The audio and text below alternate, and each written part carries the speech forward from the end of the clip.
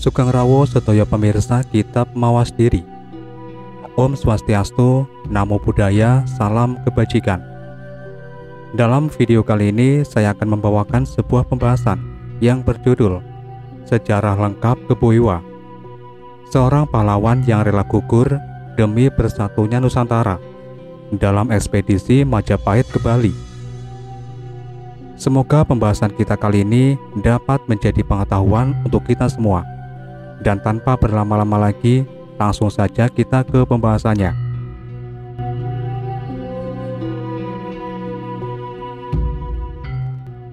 Sikap Sri Astasura Ratna Bumi Banten yang menentang dan tidak bersedia tunduk di bawah kekuasaan Majapahit menimbulkan ketegangan antara Kerajaan Bali dan Kerajaan Majapahit.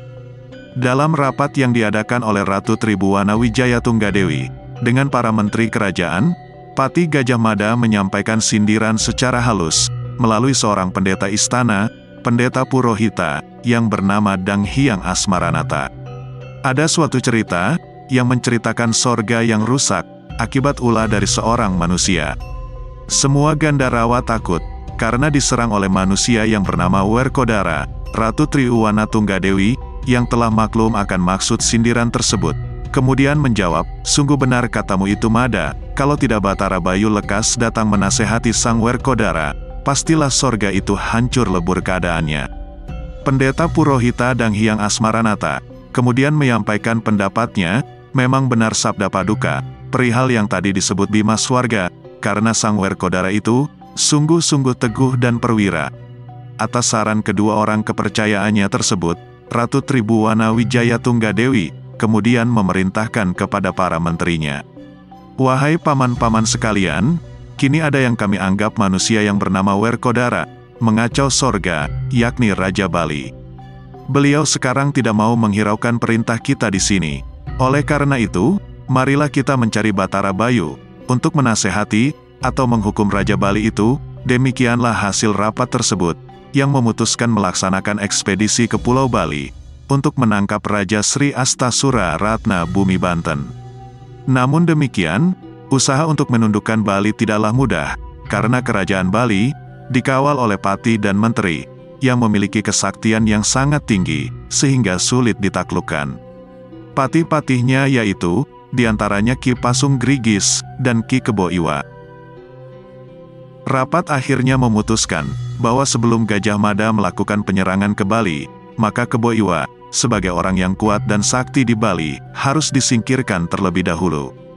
Jalan yang ditempuh dengan tipu muslihat, yaitu Raja Putri Tribhuwana Tunggadewi, mengutus Gajah Mada ke Bali dengan membawa surat yang isinya, seakan-akan Raja Putri menginginkan persahabatan dengan Raja Bedahulu. Keesokan harinya berangkatlah Pati Gajah Mada ke Bali, melalui lapangan Bubat, kemudian menyusuri pantai di pesisir desa Pejarakan, Telagorung, Palu Ayam, Kapurancak, dan mendarat di pantai Jembrana. Dari sana Pati Gajah Mada melanjutkan perjalanan dengan berjalan kaki melalui pesisir Umabangkah, Seseh, Kadungayan, Kalahan, Tuban dan terus ke Gumicik. Dari Gumicik, Pati Gajah Mada mengarah ke utara, menuju Sukawati. Di Sukawati, Pati Gajah Mada dijemput oleh Ki Pasung Grigis, yang sudah mengetahui perihal kedatangan Pati Gajah Mada tersebut ke Bali. Dalam pertemuannya dengan Ki Pasung Grigis, Pati Gajah Mada menyampaikan maksud dan tujuannya ke Bali, karena diutus oleh Ratu Tribhuwana Tunggadewi, untuk menyampaikan surat ke hadapan Raja Sri Astasura Ratna Bumi Banten. Mendengar keterangan tersebut, Ki Pasung Grigis sangat risau hatinya, karena menduga pasti ada sesuatu hal yang sangat penting sampai mengutus seorang Pati Gajah Mada, yang sangat disegani di wilayah Nusantara, untuk datang ke Bali. Ki Pasung Grigis mempersilahkan Pati Gajah Mada untuk menunggu terlebih dahulu di Karang Kepatihan, karena kedatangan Pati Gajah Mada akan dilaporkan terlebih dahulu ke hadapan Raja Sri Astasura Ratna Bumi Banten. Tiada diceritakan dalam perjalanannya, Ki Pasung Grigis akhirnya sampai di Istana Bedulu, dan langsung menghadap Sang Prabu, untuk melaporkan perihal kedatangan Pati Gajah Mada dari Majapahit. Kemudian atas izin Sang Prabu, Pati Gajah Mada kemudian mempersilahkan Pati Gajah Mada untuk menghadap Raja Sri Astasura Ratna Bumi Banten di Istana Bedulu. Di hadapan Raja Sri Astasura Ratna Bumi Banten, Pati Gajah Mada menyampaikan maksud kedatangannya dan menyerahkan surat dari Ratu Majapahit, Tribhuwana Tunggadewi. Surat tersebut kemudian diterima yang isinya, "Hormat Susuhunan Pukulun yang menaungi bumi Bali ini. Kami di Majapahit, sebagai burung elang dalam bulan Oktober, berkepanasan, berharap-harap hujan. Kami di sini sebagai burung Tadahasih, yang selalu meratap pada waktu bulan tak bersinar. Tiada lain hanya Sri Susuhunanlah yang patut menaungi bumi ini, dan yang patut dijunjung. Dari itu, harapan kami janganlah kiranya Paduka Tuan menyimpang dari tali persahabatan kita, yang sudah erat sedari dulu. Kami risau, karena menurut berita-berita yang kami peroleh, konon Sri Susuhunan akan menyerang kekuasaan kami di Jawa. Nah, jika sungguh kabar itu demikian, kami mohon sekali, agar penyerbuan Paduka terhadap kami diurungkan. Maksud kami tak lain dan tak bukan, hanya berkawan saja dengan Sri Susuhunan di sini. Sekiranya maksud kami, Paduka setujui, maka kami mohon kiranya Paduka sudi mengirim Ki Kebo Iwa, yakni Pati Paduka yang masih jejaka ke Jawa, bersama Patih Gajah Mada. Maksud kami, ia akan kami nikahkan dengan Putri Lemah Tulis, yang sangat masyhur kecantikannya. Itulah kebaikan kami, yang kami tunjukkan kepada Paduka, demi untuk mempererat persahabatan di antara kita. Sekian hormat dari kami Tribhuwana." Demikianlah isi surat dari Ratu Tribhuwana Tunggadewi. Sri Baginda sangat gembira hatinya, setelah membaca surat tersebut, dan hatinya tiada terbalas akan kebaikan hati Ratu Majapahit tersebut. Menanggapi tawaran dari Majapahit, Pati Kebo Iwa yang setia terhadap rajanya, memohon petunjuk dan persetujuan dari Baginda Sri Astasura Bumi Banten. Sang Raja menyetujuinya tanpa rasa curiga. Sebelum pergi ke Majapahit, Pati Kebo Iwa terlebih dahulu melakukan upacara keagamaan di Pura Uluwatu, untuk meminta kekuatan dari Sang Hyang Rudra. Dan Sang Hyang Rudra memenuhi permintaan Kebo Iwa, mengakibatkan meningkatnya kekuatan dan kesaktian menjadi sangat luar biasa. Pati Gajah Mada bersama Ki Kebo Iwa, kemudian mohon pamit kepada Sri Baginda. Mereka berjalan mengarah ke selatan menuju pesisir pantai. Perjalanan kemudian dilanjutkan dengan mengarungi lautan, namun ketika sampai di tengah lautan, tiba-tiba Ki Kebo Iwa terjatuh ke dalam lautan. Hal tersebut memang telah direncanakan sebelumnya oleh Pati Gajah Mada, untuk menyingkirkan Ki Kebo Iwa. Akan tetapi walaupun jatuh di laut yang dalam, Ki Kebo Iwa karena kesaktiannya mampu berenang dan menyusul sampan Pati Gajah Mada. Melihat hal tersebut Pati Gajah Mada tiada berdaya lagi, dan mencari jalan lain untuk menyingkirkan Ki Kebo Iwa. Setelah menempuh perjalanan yang panjang, akhirnya sampailah mereka di sisir pantai Banyuwangi. Di sana mereka mampir di rumah Raden Arya. Keesokan harinya, Pati Gajah Mada akan melanjutkan perjalanannya ke Majapahit, dan minta kepada Kebo Iwa, untuk menunggunya di tempat ini, karena ia akan melaporkan terlebih dahulu hasil perjalanannya ke Pulau Bali, kepada Ratu Majapahit. Tidak diceritakan dalam perjalanannya, sampailah Pati Gajah Mada di Istana Majapahit, dan langsung menghadap Ratu Tribhuwana Tunggadewi, melaporkan hasil kunjungannya ke Pulau Bali, menemui Raja Sri Astasura Ratna Bumi Banten.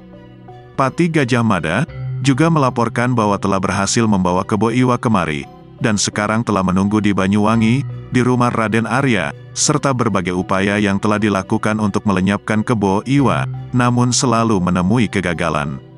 Setelah melalui perundingan yang cukup panjang, akhirnya diputuskan, bahwa upaya yang ditempuh adalah dengan menyediakan seorang gadis cantik untuk menggoda Kebo Iwa. Ki Kebo Iwa adalah seorang yang sangat disegani, karena kesaktian yang dimiliki, dan sifat pemberani serta kejujuran hatinya, sehingga sampai-sampai Majapahit yang sangat termasyhur akan kejayaannya di medan pertempuran, mengalami kesulitan untuk menundukkan kerajaan Bali, kalau Pati Kebo Iwa masih ada. Untuk mengungkap lebih jauh tentang keberadaan Kebo Iwa, berikut kami uraikan mengenai asal-usul beliau. Di desa Bedahulu wilayah Kabupaten Tabanan, Bali pada zaman dahulu, hiduplah sepasang suami istri, yaitu Ki Demang yang terkenal dengan Lurah Bekung, Lurah Sakti dan Bekung. Lama beliau tidak berputra, sedangkan Ki Demang ini sangat dihormati, disegani, oleh kawan dan lawan. Beliaulah yang menciptakan Yeh Ngenu, hasil dari membedah hulu sungai, sehingga desanya disebut dengan desa Bedahulu, bukan Bedahulu, yang tadinya desanya adalah kering kerontang, tandus. Dengan adanya Yeh Ngenu, maka desanya menjadi subur makmur, sampai terkenal kesuburannya di daerah Bali. Hanya sayang, beliau tidak punya keturunan. Akhirnya dengan menggunakan mantramnya untuk nyeraya putra, atau nunas kesidian ngelungsur putra, dengan jalan Agni Gotra, beliau mohon kepada Sang Pencipta untuk diberikan keturunan. Namun karena niat yang terlalu besar untuk mempunyai keturunan, sehingga secara tidak sengaja, istrinya menyampaikan permohonan yang berlebihan. Asalkan diberkati putra, berapapun kuat makan putranya itu, akan diladeni. Demikianlah, konon sosot atau sesangit tambahan yang nyeplos dari istri Ki Demang tersebut. Waktu pun berlalu, sampai akhir sang istri mulai mengandung. Betapa bahagianya mereka. Beberapa bulan kemudian, lahirlah seorang bayi laki-laki. Bayi tersebut hendak disusui oleh ibunya, namun jarinya terus menunjuk ke arah sebuah nasi kukus. Bahwa nantinya anak ini akan menjadi tokoh besar, sudah nampak tanda-tandanya sejak dini. Bayi itu menangis merengek seolah meminta sesuatu. Sang ibu kasihan mendengar rengekan sang bayi. Ibu kemudian mengambil nasi kukus tersebut, dan mencoba untuk memberikannya pada bayi. Ibu bergumam dalam hatinya, apakah anak ini ingin merasakan nasi kukusan ini? Umurnya belum cukup untuk makan nasi. Tak dinyana, ternyata bayi tersebut memakan nasi kukus tersebut dengan lahapnya. Ibu bayi tersebut menampakkan keterkejutan yang sangat. Ketika baru lahir, anak tersebut sudah bisa untuk memakan nasi. Ibu, astaga, kau telah berikan anak yang luar biasa, ya Hyang Widi. Ternyata yang lahir bukanlah bayi biasa. Ketika masih bayi pun ia sudah bisa makan makanan orang dewasa. Anak itu tumbuh menjadi orang dewasa yang tinggi besar. Karena itu ia dipanggil dengan nama Kebo Iwa, yang artinya paman kerbau. Kebo Iwa makan dan makan terus, sehingga lama-kelamaan habislah harta orang tuanya, untuk memenuhi selera makannya. Mereka pun tak lagi sanggup memberi makan anaknya. Dengan berat hati, mereka meminta bantuan desa. Sejak itulah, segala kebutuhan makan Kebo Iwa ditanggung desa. Penduduk desa kemudian membangun rumah yang sangat besar untuk Kebo Iwa. Mereka pun memasak makanan yang sangat banyak untuknya. Tapi lama-lama, penduduk merasa tidak sanggup untuk menyediakan makanan. Kemudian mereka meminta Kebo Iwa untuk memasak sendiri. Mereka cuma menyediakan bahan mentahnya. Bahan-bahan pangan tersebut diolah oleh Kebo Iwa di Pantai Payan, yang bersebelahan dengan Pantai Soka.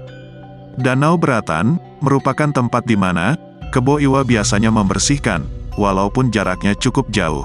Namun dengan tubuh besarnya, jarak tidak menjadi masalah baginya. Dia bisa mencapai setiap tempat yang diinginkannya di wilayah Bali, dengan waktu singkat. Kebo Iwa memang serba besar. Jangkauan kakinya sangat lebar, sehingga ia dapat bepergian dengan cepat. Kalau ia ingin minum, Kebo Iwa tinggal menusukkan telunjuknya ke tanah. Sehingga terjadilah sumur kecil yang mengeluarkan air.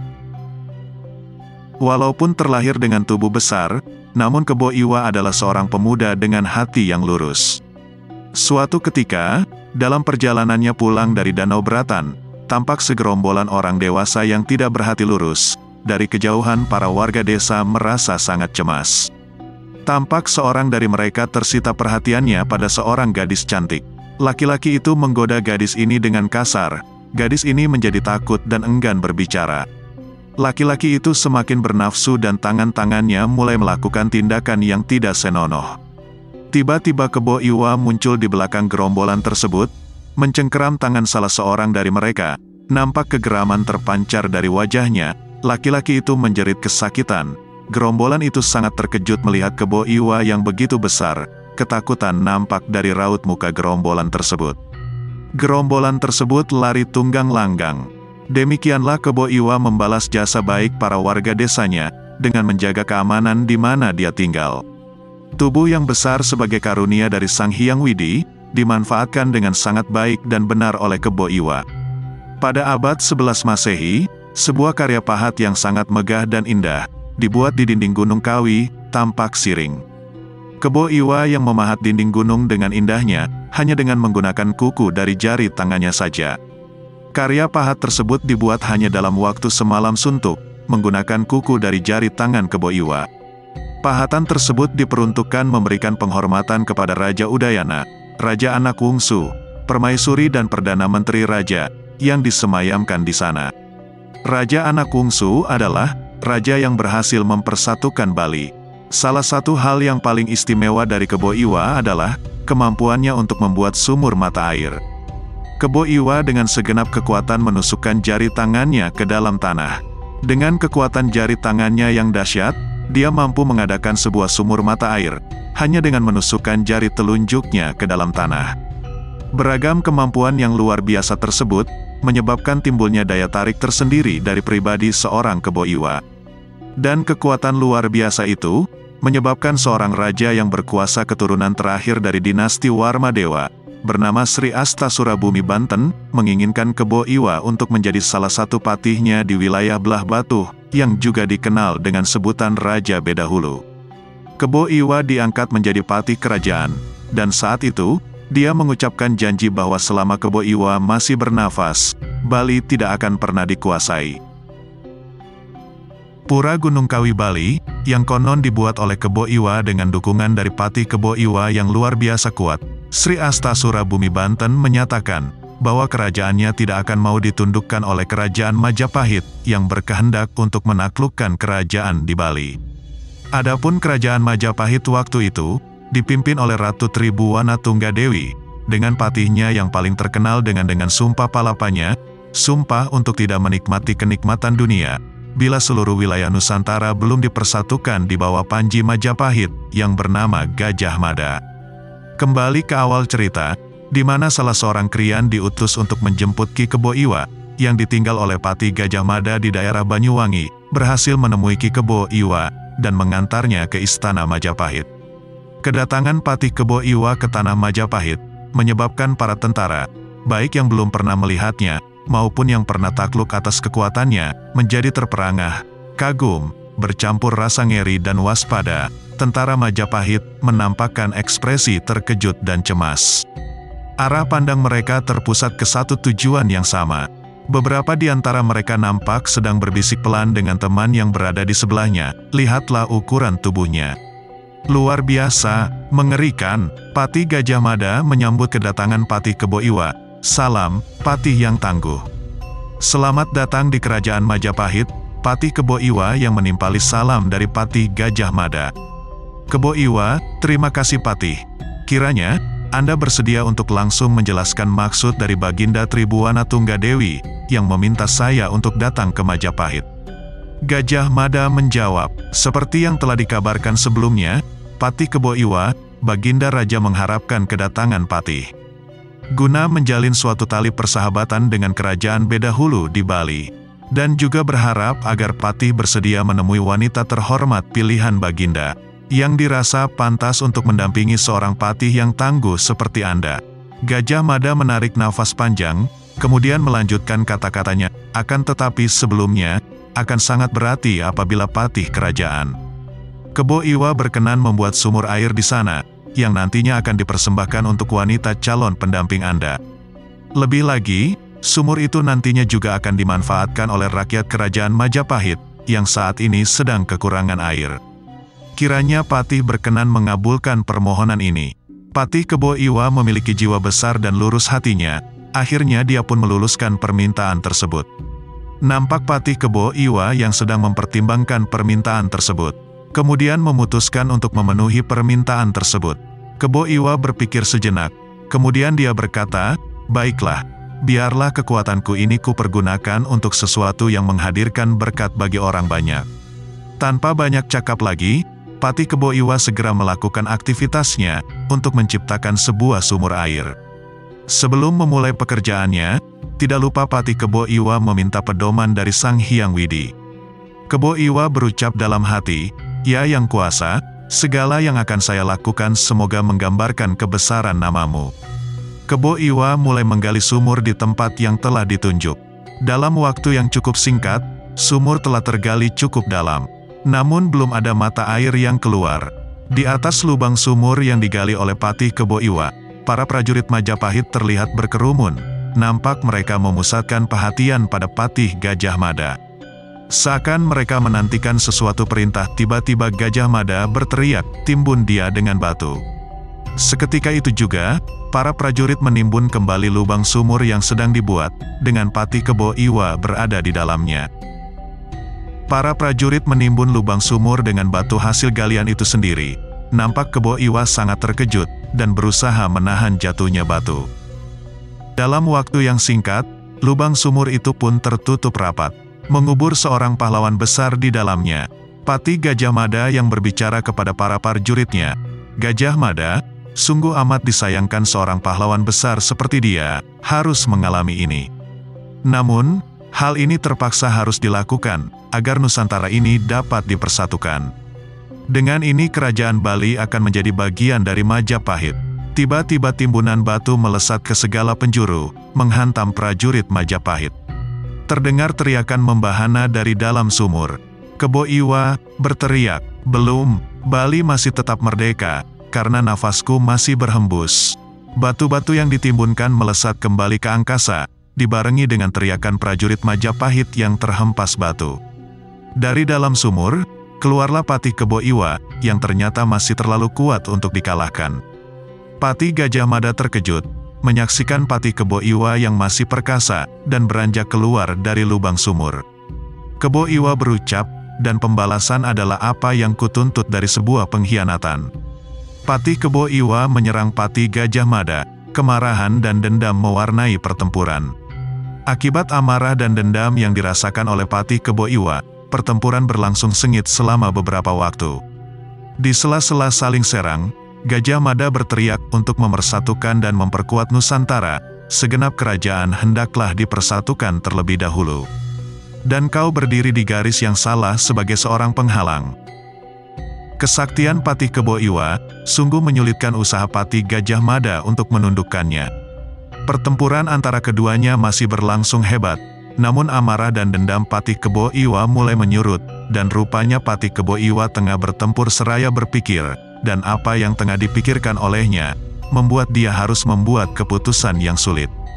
Kebo Iwa berucap dalam hati, "Kerajaan Bali, pada akhirnya akan dapat ditaklukkan oleh usaha yang kuat dari orang ini. Keinginannya untuk mempersatukan Nusantara agar menjadi kuat, kiranya dapat aku mengerti kini. Namun apabila aku menyetujui niatnya, dan ragaku masih hidup, apa yang akan aku katakan nantinya pada Baginda Raja, sebagai sangkalan atas sebuah prasangka pengkhianatan?" Masih dalam keadaan bertempur, secara sengaja Patih Kebo Iwa melontarkan pernyataan yang intinya mengenai hal untuk mengalahkan kesaktiannya. Kebo Iwa berucap, "Wahai Patih Gajah Mada, cita-citamu untuk membuat Nusantara menjadi satu dan kuat, kiranya dapat aku mengerti. Namun selama ragaku tetap hidup sebagai abdi rajaku, aku akan menjadi penghalangmu. Maka, taklukkan aku, hilangkan kesaktianku dengan menyiramkan bubuk kapur ke tubuhku." Pernyataan Patih Kebo Iwa rupanya membuat terkesiap Patih Gajah Mada. Patih Gajah Mada menunjukkan reaksi keheranan yang amat sangat atas perkataan Patih Kebo Iwa. Gajah Mada yang mengerti atas keinginan Kebo Iwa, nampak menghantamkan jurusnya ke batu kapur. Batu itu pun luluh lantak menjadi serpihan bubuk. Patih Gajah Mada menyapukan bubuk tersebut ke arah Patih Kebo Iwa dengan ilmunya. Bubuk kapur menyelimuti tubuh sang patih. Nampak Patih Kebo Iwa sesak napasnya oleh karena bubuk kapur tersebut. Kiranya bubuk kapur tersebut membuat olah pernapasan Patih Kebo Iwa menjadi terganggu. Hal tersebut mengakibatkan kesaktian tubuh Patih Kebo Iwa menjadi lenyap. Patih Gajah Mada melesat ke arah Patih Kebo Iwa, menusukkan kerisnya ke tubuh Kebo Iwa.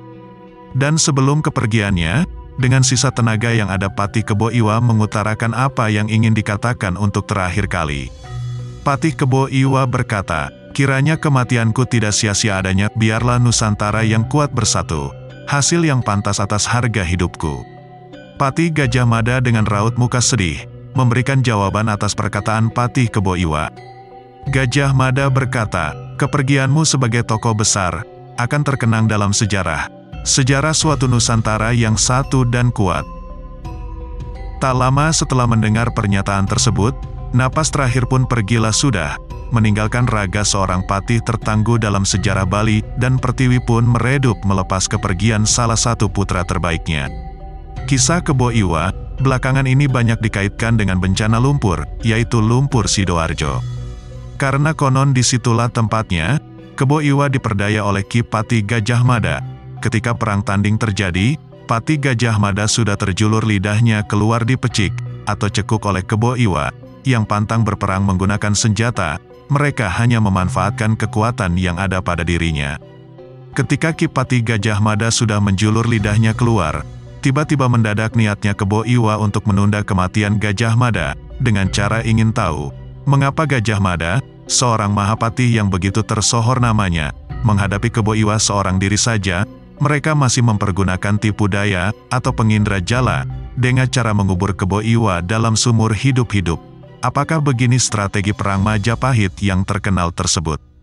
Disitulah, akhirnya Gajah Mada dengan isak tangisnya menyatakan bahwa, di satu sisi, dia mengakui kedikjayaan Kebo Iwa Ksatria Bali, di satu sisi mereka konsisten dengan keinginan luhurnya, mempersatukan Nusantara. Begitu Kebo Iwa mendengarkan kesaksian Gajah Mada yang jujur, dan misi yang luar biasa ini, mempersatukan Nusantara, maka menangislah Kebo Iwa sejadi-jadinya. Di satu sisi, mereka adalah seorang kesatria yang pantang menyerah. Di satu sisi, Kebo Iwa ingin mensupport perjuangan untuk mempersatukan Nusantara. Akhirnya Kebo Iwa memilih jalan ksatria, dengan jalan membuka rahasia kelemahannya, dengan satu syarat. Statementnya ini, ditulis dalam sebuah prasasti yang ada di Pulau Menjangan, sebelah utara Gilimanuk.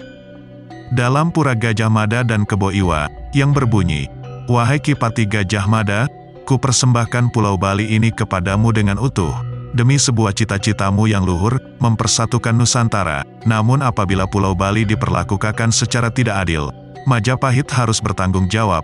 Aku akan berontak dan menenggelamkan Majapahit, sesuai dengan lumpur kapur sirih, yang merupakan bubuk yang akan kau siramkan dalam tubuhku. Karena disitulah letak kelemahanku. Sekarang aku mengalah demi cita-citamu yang luhur." Prasasti ini terpatri dalam sebuah pura di Pulau Menjangan. Dengan meninggalnya Patih Ki Kebo Iwa, maka tinggal satu orang lagi, orang yang paling berpengaruh yang harus disingkirkan untuk dapat menaklukkan kerajaan Bali. Orang tersebut tiada lain yaitu Krian Pasunggriggis, yang merupakan mangkubumi dari kerajaan Bali. Meninggalnya Kebo Iwa, akhirnya memuluskan upaya Majapahit untuk melaksanakan ekspedisi ke Bali, untuk menangkap Raja Sri Astasura Ratna Bumi Banten. Untuk melaksanakan ekspedisi tersebut, digelarlah sidang antara Ratu Majapahit dengan para pembesar atau pejabat istana. Dalam perundingan tersebut, ikut serta adik-adik Raden Cakradara, yang merupakan suami dari Ratu Majapahit Tribuana Tunggadewi. Dalam perundingan tersebut, Gajah Mada menyampaikan pendapatnya, "Mohon ampun Baginda Raja, Krian Pasunggriggis teramat sakti, dan sulit untuk dikalahkan. Untuk menaklukkan Bali, harus dilakukan penyerangan dari segala penjuru. Oleh karena itu, apabila Baginda mengizinkan kepergian hamba ke Bali, dapat kiranya disertai kelima adik Baginda Raja. Karena rasanya, tanpa beliau, Pulau Bali akan sulit ditaklukkan." Raden Cakradara tidak keberatan atas pendapat Patih Gajah Mada, dan menyerahkan sepenuhnya hal tersebut kepada adik-adiknya. "Bagaimana adik-adikku? Apakah kalian bersedia membantu Patih Gajah Mada untuk bersama-sama berangkat untuk menaklukkan Bali?" Semua adik-adiknya menjawab dengan serentak, "Demi kejayaan Majapahit, apapun perintah Kanda Prabu, akan kami laksanakan dengan sebaik-baiknya sebagai seorang kesatria." Patih Gajah Mada sangat senang hatinya. Cita-citanya untuk melaksanakan Sumpah Palapa, sebentar lagi akan terwujud, dengan menaklukkan Pulau Bali terlebih dahulu. "Baiklah kalau demikian halnya, hamba Patih Gajah Mada, menghaturkan rasa terima kasih dengan segala hormat. Kini hamba bertambah yakin, akan dapat menaklukkan Pulau Bali, dan menangkap Pasunggriggis." Setelah itu, Gajah Mada mempersiapkan segala sesuatu yang diperlukan untuk menyerang Bali. Terjadilah ekspedisi Gajah Mada ke Bali, pada tahun 1334 dengan Candra Sangkala Caka, Isura Saksi Nabi, Anak Panah, Rasa, Mata Pusat. Pasukan Majapahit dipimpin oleh Gajah Mada sendiri, bersama Panglima Perang Arya Damar, dibantu oleh beberapa Arya.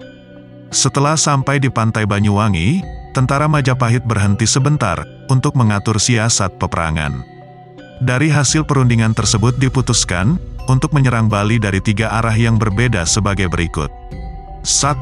Dari arah timur. Penyerangan Bali dari arah timur akan dipimpin oleh Patih Gajah Mada bersama dengan para patih keturunan Empu Witadharma, Krian Pemacekan, Ki Gajah Para, Krian Getas.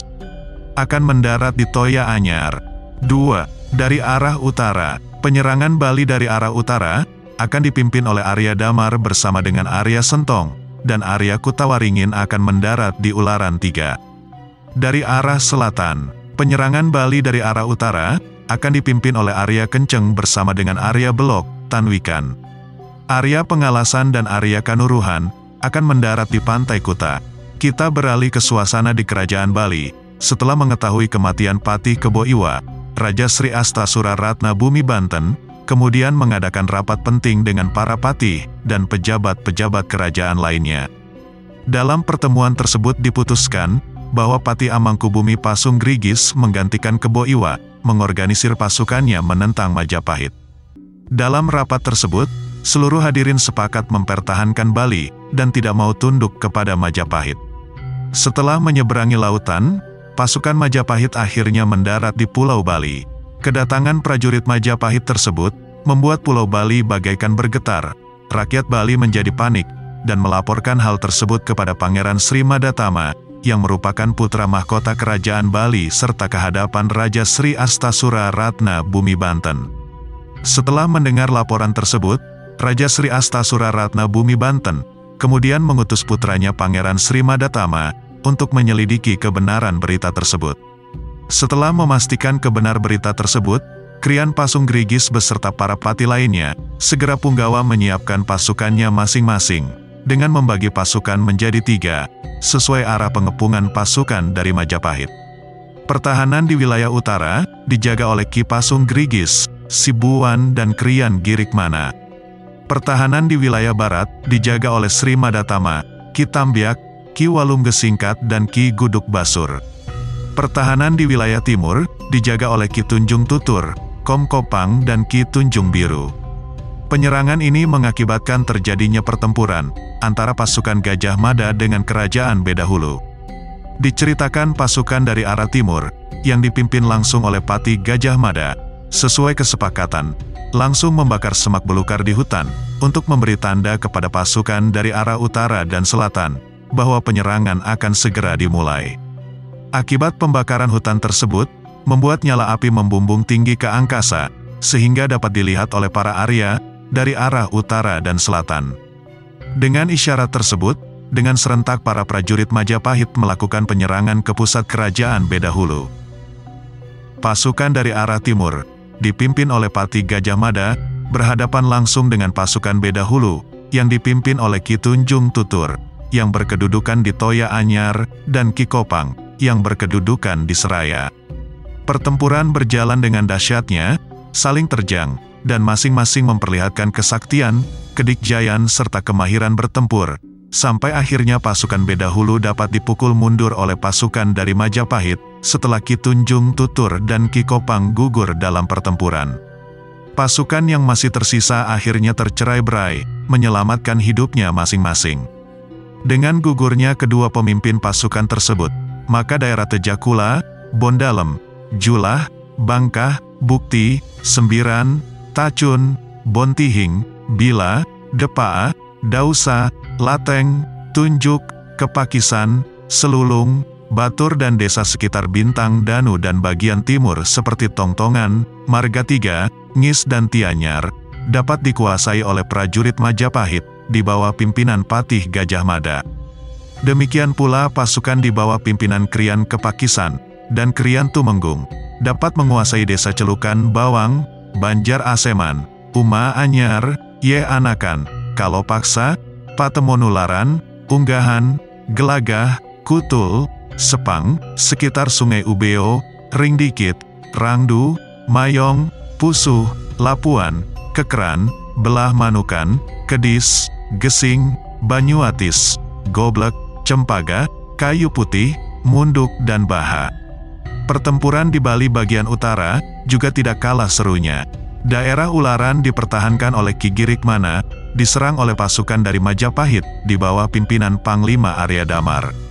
Terjadi pertempuran antara kedua pimpinan pasukan, yaitu Arya Damar dengan Sigirikmana.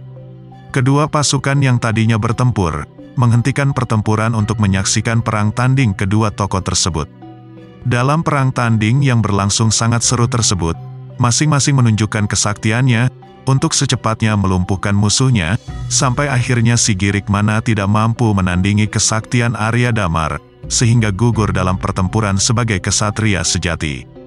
Gugur pula dari pihak kerajaan Bali Krian Jembrana sebagai prajurit Yuda. Di Batur, pasukan yang dipimpin oleh Arya Damar dihadang oleh Ki Bewen. Dalam pertempuran tersebut, Arya Kutawandira mohon diberi kesempatan untuk perang tanding dengan Ki Bewen. Arya Damar mengizinkan dan memberi nasihat untuk berhati-hati dalam menghadapi Ki Bewen, karena orangnya juga tidak kalah saktinya dengan Sigirikmana, sehingga terjadilah pertempuran antara kedua tokoh tersebut. Dalam pertempuran tersebut, Ki Bewen tidak mampu menandingi kesaktian Arya Kutawandira, sehingga gugur dalam pertempuran sebagai pahlawan. Dengan gugurnya kedua pimpinan pasukan dari Beda Hulu tersebut, maka wilayah Bali bagian utara jatuh ke tangan pasukan Majapahit di bawah pimpinan Arya Damar. Panglima perang pasukan Majapahit yang gugur dalam pertempuran tersebut bernama Arya Gait. Dengan gugurnya Ki Girikmana dan Ki Bawan, maka daerah Jembrana, Pamagetan, Kebon Janggung, Pangesan, Cangku, Pupuhan, Balimbing, Serampangan, Penatahan, Jeliji, Punggang, Gadungan, Kayu Kunyit, Umagati, Umabangkah dan Desa Selajong dapat dikuasai prajurit Majapahit di bawah pimpinan Arya Damar. Prajurit tempo dulu berbeda dengan Bali bagian utara dan bagian timur. Pertahanan Bali bagian selatan jauh lebih kuat karena dipimpin langsung oleh putra mahkota kerajaan Bali, yaitu Pangeran Sri Madatama, bersama panglima pasukan yang sakti mandraguna, yaitu Ki Guduk Basur, yang berpangkat Demung, dan Ki Tambyak, yang berkedudukan di Jimbaran. Pasukan dari Bali tersebut bertempur dengan semangat tinggi, dengan diiringi oleh gamelan yang gegap gembita, sehingga berbaur dengar gemerciknya suara tombak beradu. Dalam pertempuran tersebut, Lurah Kadengayan, Lurah Suwung terlibat pertempuran sengit dengan Arya Wangbang dan Arya Dalancang. Pertempuran tersebut berjalan seimbang, di mana kedua belah pihak sama-sama mengeluarkan ilmu pamungkas, sampai akhirnya Lurah Kadengayan dan Lurah Suwung gugur dalam perang tanding tersebut. Melihat temannya gugur dalam pertempuran, Ki Demang Kalambang dan Ki Tambyak maju ke medan pertempuran menuntut balas. Ki Tambyak mengamuk dalam pertempuran, sehingga membuat pasukan Majapahit tercerai-berai. Dalam pertempuran tersebut, Arya Pasuruhan tewas di tangan Ki Tambyak dan diinjak-injak dengan kuda, sedangkan Kiai Banyuwangi lari dikejar oleh pasukan Ki Kalambang. Melihat pasukan Majapahit terus terdesak, Arya Kenceng kemudian turun langsung ke medan pertempuran. Pasukan Majapahit di wilayah selatan, di bawah pimpinan Arya Kenceng, menggempur habis-habisan, tiada henti-hentinya mengurung pasukan musuh dari segala arah. Pasukan Ki Guduk Basur dan Ki Tambyak mulai terdesak, dan banyak yang mati terluka. Dalam keadaan terdesak, Ki Tambyak berhasil mengalahkan Kiai Lurah Belambangan. Tubuhnya dilemparkan oleh Ki Tambyak, sehingga terpelanting ke tempat yang agak jauh. Kiai Lurah Belambangan menghembuskan napasnya yang terakhir, gugur sebagai prawira Yuda yang gagah berani. Melihat kawan seperjuangannya gugur, Arya Balancang, Arya Sentong, Arya Wangbang, dan Kiai Banyuwangi maju bersamaan untuk mengimbangi kekuatan musuh. Ki Tambyak adalah seorang patih kerajaan Bali yang sangat teguh dan sakti, sehingga sulit untuk dikalahkan. Kalau hal tersebut terus dibiarkan, maka makin banyak korban yang berjatuhan dari pihak Majapahit. Untuk menghindari hal tersebut, maka pimpinan pasukan Majapahit di wilayah selatan, yaitu Arya Kenceng, memutuskan menghadapi langsung Ki Tambyak. Dalam pertempuran 1 lawan 1 tersebut, masing-masing pihak berusaha saling mengalahkan. Karena hebatnya perang tanding tersebut, prajurit dari kedua belah pihak sampai menghentikan pertempuran untuk menyaksikan kedua tokoh sakti tersebut saling mengalahkan. Namun demikian, ternyata Arya Kenceng dapat memanfaatkan kelengahan Ki Tambyak, sehingga dapat terus menekannya. Ki Tambyak akhirnya gugur dalam pertempuran, sampai kepalanya terpisah dari badannya. Dengan gugurnya Ki Tambyak, pertahanan Bali di wilayah selatan menjadi lemah, karena hanya menyisakan Ki Guduk Basur. Dalam pertempuran tersebut, Ki Guduk Basur diserang dari segala arah oleh para Arya dari Majapahit.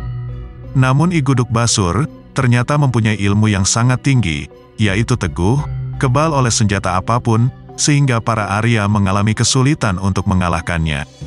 Namun demikian, walaupun tubuhnya tidak dapat terluka, apabila terus-menerus digempur dari segala arah, lama-kelamaan Ki Guduk Basur kehabisan tenaga, dan sehingga dapat dikalahkan oleh pasukan dari Majapahit.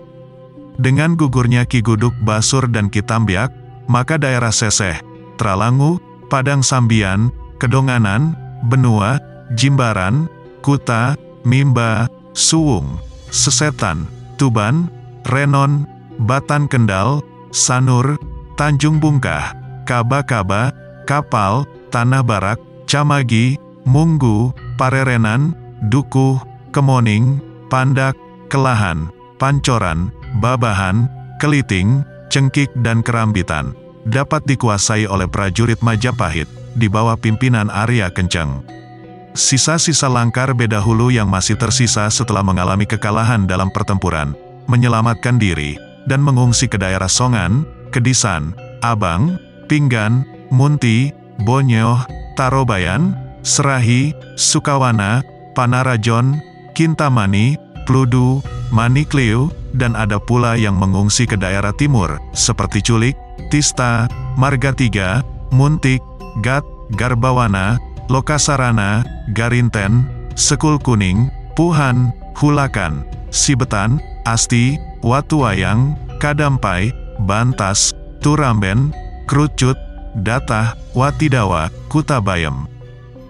Kemenangan pasukan Majapahit di wilayah selatan, yang dipimpin oleh Arya Kenceng, melengkapi kemenangan pasukan Majapahit, yang terlebih dahulu berhasil mengusai wilayah utara dan timur Pulau Bali, sehingga praktis, semua daerah pesisir Bali, dapat dikuasai. Sekarang tinggallah Krian Pasung Grigis, yang bertahan di desa Tengkulak di wilayah Bali bagian tengah. Krian Pasung Grigis, adalah seorang yang sakti mandraguna, pemberani dan ahli perang, siasatnya licin, bisa lenyap seperti bayang-bayang, maya-maya. Menghadapi kenyataan ini, Pati Gajah Mada menjadi bingung, karena perintah Ratu Majapahit adalah menangkap hidup-hidup Krian Pasung Grigis. Jangankan menangkap hidup-hidup, membunuhnya pun sangat sulit untuk dilaksanakan. Pati Gajah Mada berupaya mencari jalan untuk dapat mengalahkan Pasung Grigis. Kalau begini terus, aku tak akan pernah menang, dan itu berarti aku gagal mewujudkan cita-citaku untuk mempersatukan Nusantara. Aku harus mencari akal, bagaimana caranya agar Krian Pasung Grigis dapat ditangkap hidup-hidup. Pada malam harinya, Pati Gajah Mada mengumpulkan semua Arya dan pasukan untuk diajak berunding. Para Arya dan Punggawa semua, kalau kita berperang melawan pasukan Pasung Grigis, rasanya kita tidak akan pernah menang. Pasung Grigis amat sakti, dan sulit ditaklukkan oleh siapapun. Kita harus mencari jalan dan siasat yang tepat untuk menaklukkannya. Saya tahu kesaktian Pasung Grigis akan lenyap bila hatinya dikuasai sifat tamah, lupa daratan, mati akan kesombongan hatinya. Oleh karena itu, kita buat dia lupa daratan, bangga akan dirinya, keluar semua kesombongannya, dan tipu dia supaya dia seolah-olah ingkar janji. Pada saat ingkar janji itulah, kesaktiannya akan lenyap, dan di sanalah kita akan menangkap dia hidup-hidup. Demikian Pati Gajah Mada mengemukakan pendapatnya, dan mendapat persetujuan oleh segenap yang hadir. Keesokan harinya, sesuai yang telah direncanakan, semua prajurit Majapahit serempak membalikkan senjata, serta menaikkan bendera putih, pertanda menyerah, dan tidak akan mengadakan perlawanan, takluk pada keluasaan Krian Pasung Grigis. Melihat kenyataan tersebut, betapa gembira hati Pasung Grigis. Beliau tidak berpikir lebih lanjut, mengapa secara tiba-tiba, pasukan Majapahit yang terkenal gagah berani, menyerah dan takluk sebelum mengadakan perlawanan. Beliau hanya menyangka, musuh takut akan kesaktiannya. Demikian bangganya beliau akan kesaktiannya, sehingga tidak seorang pun yang bisa mengalahkannya. Beliau lupa, bahwa di atas langit masih ada langit. Karena mungkin telah menjadi kehendak Dewata, sehingga lenyap pertimbangan beliau, dan tiada menyadari bahwa beliau telah terkena upaya licin dari Patih Gajah Mada. Beliau menjadi lupa, bagaikan kena sasirep, sehingga tidak menyadari bahaya yang mengancamnya. Seorang patihnya telah memperingatnya dengan penuh bijaksana, "Tuanku hendaknya berhati-hati menghadapi musuh yang penuh tipu muslihat. Bisa saja, musuh sengaja memasang perangkap untuk menjebak tuanku. Kita harus waspada, karena mereka yang tampaknya sangat kuat, dan tidak pernah mengalami kekalahan dalam pertempuran, tiba-tiba menyerah tidak mengadakan perlawanan. Namun demikian, nasihat dari patihnya tidak dihiraukan karena bangga akan kesaktian yang dimiliki. Apa katamu Patih? Tipu muslihat, mereka benar-benar tidak berani melawan aku. Takut akan kesaktian yang kumiliki." Demikian Krian Pasung Grigis berteriak-teriak dengan sombongnya. Patih pun mundur teratur, tidak berani mengeluarkan sepatah kata pun. Hati Pasung Grigisa sudah diliputi rasa takabur akan kesaktian yang dimiliki. Suruh mereka semua menghadap dengan segera. Pasung Grigis memerintahkan punggawanya untuk menemui pasukan dari Majapahit untuk dibawa menghadap ke istana. Semua Arya dan prajurit dari Majapahit mengikuti utusan dari Pasung Grigis untuk ke ruang kepatihan. Rakyat di Tengkulak menyambut gembira kemenangan Krian Pasung Grigis dengan berpesta pora. Setibanya di sana, para Arya dan punggawa dari Majapahit seperti tidak punya keberanian untuk memandang langsung wajah Pasung Grigis. Sambil mencakupkan tangan, Patih Gajah Mada mempermaklumkan kekalahannya.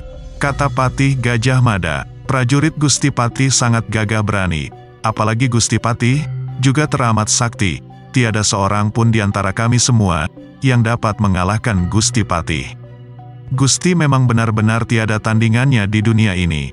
Dengan manisnya, Patih Gajah Mada menyanjung Krian Pasung Grigis. Mendengar pujian tersebut, tambah hilanglah kesadaran beliau. Hatinya seperti di atas awan, lupa segalanya. Hatinya sudah dikuasai Raja Tamah, sehingga apapun yang akan diminta, niscaya akan dikabulkan. Beliau tidak sadar akan perangkap yang dipasang oleh musuhnya.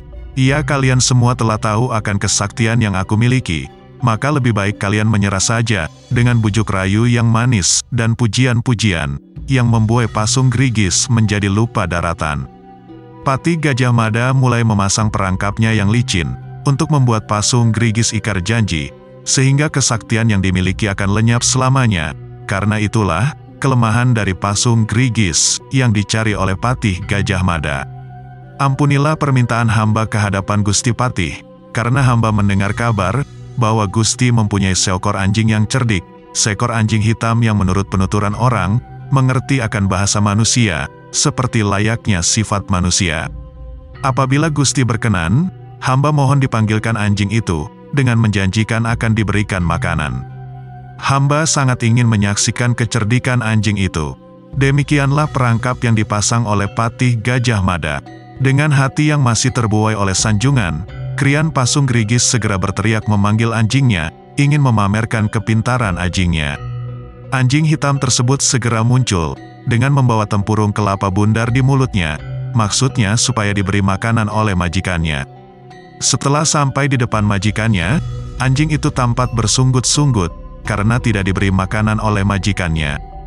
Tanpa disadarai, ternyata Pasung Grigis telah berbuat ingkar janji kepada anjingnya, karena tidak memberi makanan sesuai yang dijanjikan sebelumnya. Melihat hal tersebut, seketika bangkitlah Patih Gajah Mada seraya menuding Krian Pasung Grigis. "Hai Pasung Grigis, ternyata engkau telah ingkar janji pada anjingmu, ingkar pada kata-katamu sendiri, dan karena telah disaksikan oleh Sang Hyang Triyodana Sakti, semoga lenyaplah semua kesaktianmu. Sekarang bagaimana kehendakmu? Apakah akan mengadu ketangkasan denganku, atau dengan salah satu patih, atau punggawa yang kubawa? Ayo angkat senjatamu hadapi aku sekarang juga." Krian Pasung Grigis membisu 1000 bahasa, tidak disangka dirinya terkena tipu muslihat dari Patih Gajah Mada. Seketika itu, beliau merasa tiada bertenaga lagi, bagaikan telah terbang semua keberanian beliau, bagaikan terkena senjata bajra yang dilepaskan Patih Gajah Mada. Dengan tiada harapan lagi, Krian Pasung Grigis akhirnya menyerahkan dirinya, dan seluruh rakyatnya di bawah kekuasaan Majapahit. "Baiklah aku menyerah, aku baru sadar bahwa kesombongan tidak akan mendapat restu dari para dewata. Dengan ini, seluruh Pulau Bali di bawah kekuasaan Majapahit. Penduduk Bali tempo dulu, demikianlah akhir perlawanan Krian Pasung Grigis terhadap Majapahit, dan selanjutnya, Pasung Grigis di penjaraan di Tengkulak. Dengan tertawannya Pasung Grigis, maka seluruh rakyat dan para pemuka Bali menyatakan tunduk di bawah kekuasaan Majapahit. Peristiwa penundukan Bali oleh Majapahit terjadi pada tahun Saka 1265 atau 1343 Masehi. Pasukan Gajah Mada beserta para Arya merayakan kemenangan ini dengan sukacita. Dalam ekspedisi Majapahit ke Pulau Bali, dapat diuraikan bahwa pasukan Majapahit di bawah pimpinan Pati Gajah Mada dan Arya Damar mengalahkan musuh-musuhnya dengan caranya sendiri-sendiri. Pati Gajah Mada dengan wiwekanya atau akal, sedangkan Arya Damar dengan mengandalkan kawisesaannya atau ilmu magic yang dimilikinya sebagai pengikut setia aliran Bajrayana Amogapasa yang menyebabkan pahlawan dan prajurit Bali ketakutan dan menyerah.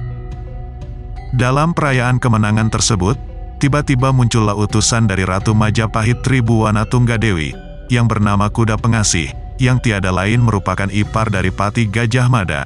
Karena Kuda Pengasih adalah adik Ken Bebet, istri dari Pati Gajah Mada. Kuda Pengasih putra Pati Matua diutus dari Majapahit untuk memantau langsung pasukan Majapahit di bawah pimpinan Pati Gajah Mada yang telah lama meninggalkan Majapahit. Kuda Pengasih menyaksikan pesta ria yang dilaksanakan untuk menyambut kemenangan yang baru saja diraih pasukan dari Majapahit dengan menundukkan Krian Pasung Grigis. Kuda Pengasih kemudian menyampaikan pesan dari Ratu Tribhuwana Wijaya Tunggadewi, yang isinya meminta, apabila Bali telah berhasil ditaklukkan, maka Pati Gajah Mada dan Arya Damar diminta kembali secepatnya ke Majapahit, karena telah lama meninggalkan istana Majapahit. Akan tetapi para Arya yang lain diperintahkan untuk tetap tinggal di Bali, untuk menjaga keamanan Pulau Bali. Para Arya yang ditugaskan di Bali diantaranya Arya Kenceng, Arya Sentong, Arya Beleteng, Arya Kutawaringin, Arya Belok, Arya Binculuk. Pati Gajah Mada menyanggupi hal tersebut, namun meminta waktu untuk menempatkan para Arya yang akan mampu mempertahankan kekuasaan Majapahit di Pulau Bali. Itulah akhir dari pembahasan kita kali ini. Nantikan pembahasan-pembahasan berikutnya, tetap di channel Kitab Mawas Diri.